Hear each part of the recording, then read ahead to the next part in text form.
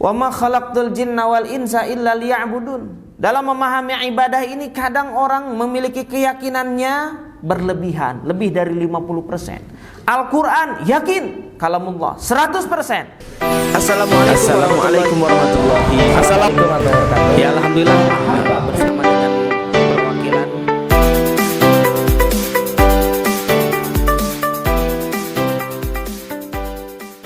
sampai melewati batas. Ada keyakinan-keyakinan yang tidak boleh 100%. Karena memahami ilmu agama ini ada posisinya ilmal yakin, ainal yakin, dan haqqul yakin. Itu semuanya bicara tentang keyakinan. Dalam menjalankan syariat agama, dalam menjalankan muamalah, maqasidus syar'iyyah yang berkaitan dengan hukum-hukum syara, yang berkaitan dengan fikih, itu ulama membatasi keyakinannya hanya di 50%. Itu sudah paling bagus. Kalau bicara tentang ketauhidan, bicara tentang keesaan Allah, itu wajib 100%. Karena sudah mutlak, karena sudah absolut, karena sudah tidak terbantahkan. Ketika kita diajarkan oleh Allah Subhanahu wa ta'ala bahwa apapun harus disematkan kepada Allah, baik itu qada qadar Allah, khairihi wa syarrihi, yang baik menurut kita ataupun buruk menurut kita, hakikatnya adalah Allah yang menghendaki. Hakikatnya Allah yang menskenariokan, hakikatnya Allah yang menschedulkan. Termasuk saat kapan kita akan meraih kebahagiaan, saat kapan di situ kita diuji dengan begitu berat, termasuk saat kapan kita akan dimatikan dengan kondisi seperti apa. Dan keyakinan kita pula berbicara bahwa semenjak usia 4 bulan di dalam kandungan janin itu sudah diperjalankan itu janin, dikasih tahu seperti apa hidup kita di dunia, jodoh kita siapa, rizki kita sampai di mana, ajal kita sampai kapan. Itu sudah diterangkan secara lengkap, komprehensif. Kalau kita berani, maka kita akan lahir. Saat ini yang hadir adalah termasuk orang-orang yang sudah mengambil kesimpulan bahwa saya menjadi Abdullah, menjadi hambanya Allah yang sudah siap dengan berbagai konsekuensinya. Tinggal bagaimana kita mengisi kemerdekaan yang Allah berikan ini sebagai hamba Allah. Tentu wa ma khalaqtul jinna wal insa illa liya'budun. Dalam memahami ibadah ini kadang orang memiliki keyakinannya berlebihan, lebih dari 50%. Al-Quran yakin kalamullah 100%. Tetapi bicara tentang terjemahnya, bicara tentang interpretasinya, bicara tentang tafsirnya, bicara tentang opini yang lahir dari firman-firman Allah, dari ayat Allah yang dibacakan para ulama, dibacakan para kiai, para ustadz, dibacakan para doktor ahli tafsir, itu kebenarannya maksimal 50%. Artinya jangan fanatis kita memahami satu opini saja, jangan fanatis memahami satu referensi saja, tetapi coba membuka pikiran kita, membuka akal kita, bahwa yang disebut dengan ilmu Allah itu maha luas. Lana filal bahru qabla an tanfada kalimatu rabbi walau ji'na bimislihi madada. Seandainya tinta diambil dari air laut, maka pulpen itu pohon-pohonnya, ilmu Allah itu tidak akan pernah habis. Ketika semua air laut itu menuliskan atau dituliskannya ayat-ayat Allah, dituliskannya ilmu-ilmu Allah, dituliskannya kalamullah, tidak akan pernah habis itu air laut. Yang kita ketahui berdasarkan ilmal yakin, bahwa 70% kan permukaan bumi adalah lautan. Artinya betapa banyak, sehingga muncul kalimat wa fawqa kulli dzi ilmin alim, di atas orang yang berilmu punya atau ada orang yang diberikan lagi kemampuan oleh Allah Subhanahu wa taala. Wa ma utitu minal ilmi illa qalila. Manusia mah kita mah hanya dikasih sedikit-sedikit saja. Jadi bicara tentang keyakinan, bicara tentang syariat, jangan sampai kita berteriak 100%. Kenapa? Karena ada 50% tuh kemungkinan orang tuh benar. Kemungkinan kita juga salah. Itulah kita jangan terlalu memaksakan diri terhadap dalil-dalil yang kita temukan, sehingga kita berani menyesatkan orang, sehingga kita berani membidahkan orang, sehingga kita berani mengkafirkan orang yang sudah jelas-jelas dia bersyahadat. Jangan sampai seperti itu. Itu kelihatan banget dangkalnya kalau kita punya pola pengambilan hukum seperti itu, membidahkan, mengkafirkan, menyesatkan. Termasuk kita pernah keliru bahwa ayat yang turun itu Al-Maidah ayat 3 yang diawali dengan hurrimat alaikumul maitatu. Ini termasuk ayat-ayat madaniyah. Bicara tentang ayat madaniyah berdasarkan para ulama, itu kebanyakan yang diturunkan itu berkaitan tentang syariat, berkaitan tentang hukum-hukum. Maka di situ dijelaskan secara komprehensif ayat 3 Al-Maidah itu bahwa ini halal, ini haram. Maka ada kalimat al-yauma akmaltu lakum dinakum wa atmamtu alaikum ni'mati wa raditu lakumul islam madina. Ternyata setelah kita kaji referensi, cari dari berbagai literatur, hampir tidak ada yang menyebutkan bahwa ini adalah ayat terakhir yang diturunkan. Tapi Al-Maidah ayat 3 atau potongan al-yauma akmaltu itu merupakan ayat terakhir yang disampaikan Nabi pada saat haji wada. Itu penyempurna hukum syariat. Tetapi masih ada lagi ternyata Allah menurunkan ayat apa? Tentang bahaya daripada riba. Hukum riba masih berkaitan tentang hukum syariah, maka Allah menurunkan ayat wattaqu yauman turja'una fihi ilallah. Ini Al-Baqarah ayat 281. Berbagai macam tafsir menyebutkan ini adalah ayat yang Allah turunkan terakhir oleh Nabi Muhammad kepada umat-umatnya. Kenapa riba ini ayat terakhir? Barangkali logika kita berbicara, semua orang itu hampir tidak bisa lepas daripada riba. Tidak bisa lepas. Bahkan debu-debunya itu sudah nempel dalam kehidupan kita. Ya, kita hanya bisa mengurangi saja agar tidak terjerumus banyak-banyak di hal riba itu. Kalau sekiranya banyak orang yang berpendapat ketika misalkan bank diharamkan, tetap saja dia tidak akan bisa lepas dari yang namanya bank konvensional. Apakah kita harus bikin juga Bank Indonesia Syariah? Bank Indonesia Syariah berarti nyambungnya ke World Bank. World Bank-nya harus WBS. Masuknya ke Korea dong kalau WBS. Tidak ada Bank Dunia Syariah. Jadi semuanya pergulatannya ke sana, ikhtilatnya di sana.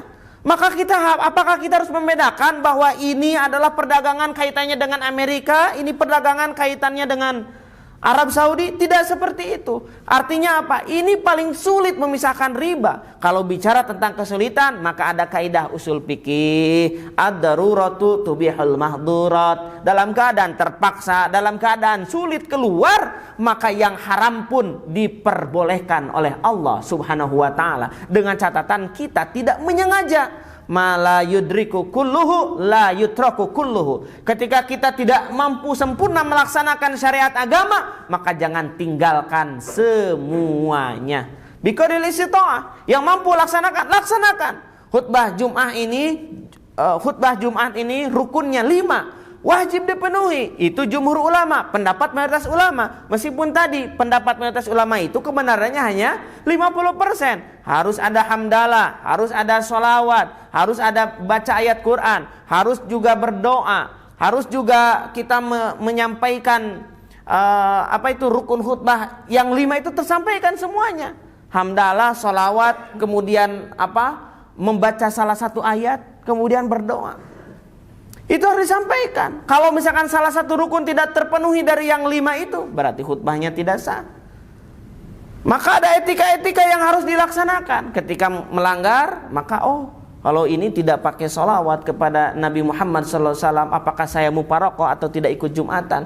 Maka jangan sampai fanatis seperti itu. Kenapa? Karena tadi sifatnya hanya ijtihadiyah, hanya 50%. Sisanya mari kita ikuti apa yang ada, yang dalil atau pemahaman yang sudah kita dapatkan, itu laksanakan sebagai benteng kita. Karena wa kullu man bighairi ilmin ya'malu a'maluhu mardudatun la tuqbalu. Tidak diterima kalau tanpa ilmu. Tetapi tadi ilmu yang kita dapatkan, kalau toh pun kita yakin, jangan sampai 50%. Jangan sampai lebih dari 50%, kecuali yang berkaitan dengan Allah, dengan keesaan Allah, dengan kekuasaan Allah, itu sudah tak terbantahkan. Bicara tentang tadi ayat terakhir yang diturunkan Allah, surat Al-Baqarah ayat 281, maka esensinya ada 3. Yang pertama tentang kita dianjurkan untuk meninggal husnul khotimah. Wattaqu yauman turja'una ila Allah. Takutlah terhadap hari di mana kita dipanggil oleh Allah Subhanahu wa taala. Artinya takut di sini adalah takwa. Takwa itu melaksanakan apa yang Allah perintahkan. Maka takwa juga ada 3 levelnya. Ada takwa syirik.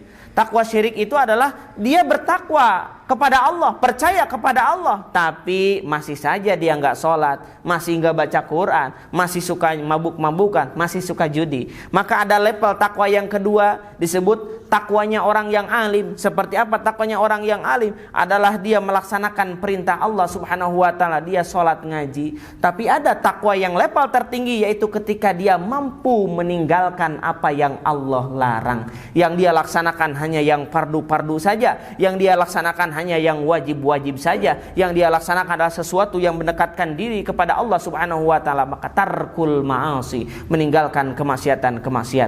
Maka ketika kita mencoba untuk takwa seperti itu, insyaallah wala tamutunna illa wa antum muslimun. Jangan menghadap Allah dalam keadaan kita tidak Islam, dalam keadaan kita tidak selamat, dalam keadaan kita tidak berakidah Ahlus Sunnah wal Jamaah. Tapi pastikan saat kita menghadap Allah Subhanahu wa taala biqauli la ilaha illallah Muhammadur Rasulullah. Kemudian yang kedua, kita harus meyakini bahwa balasan akan dibalas balasan.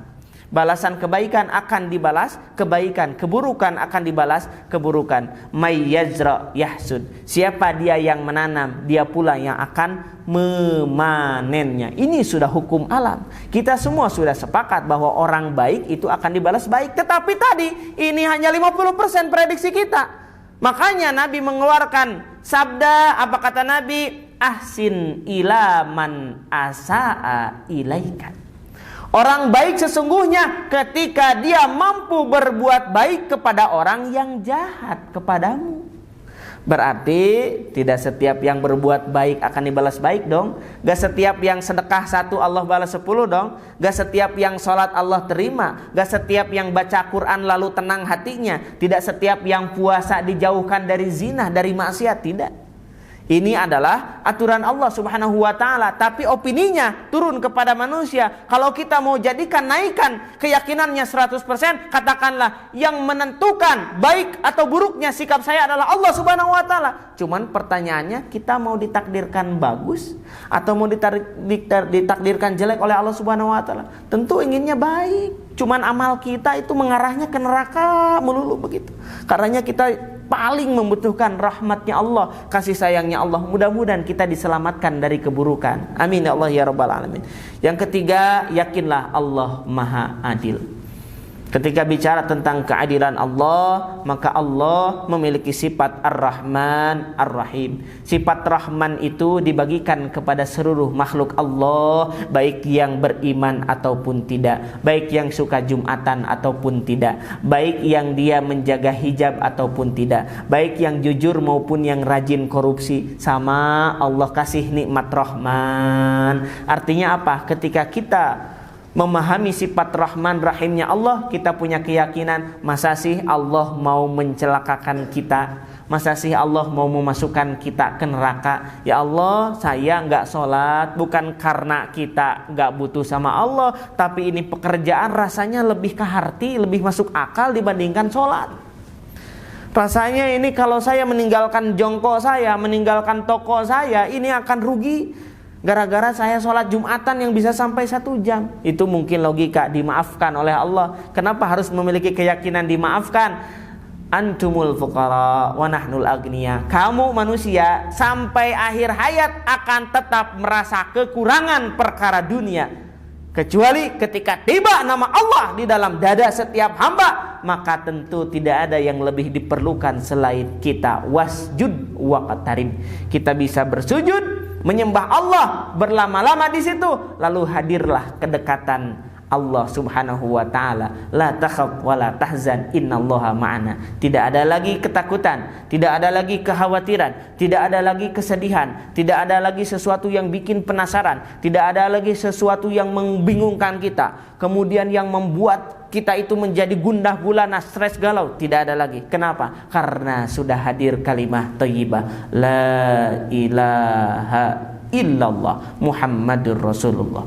Mudah-mudahan kita termasuk golongan orang-orang yang Allah selamatkan, yang Allah berikan hidayah, yang Allah berikan fasilitas fid dunya hasanah wa fil akhirati hasanah. Amin ya Allah ya rabbal alamin.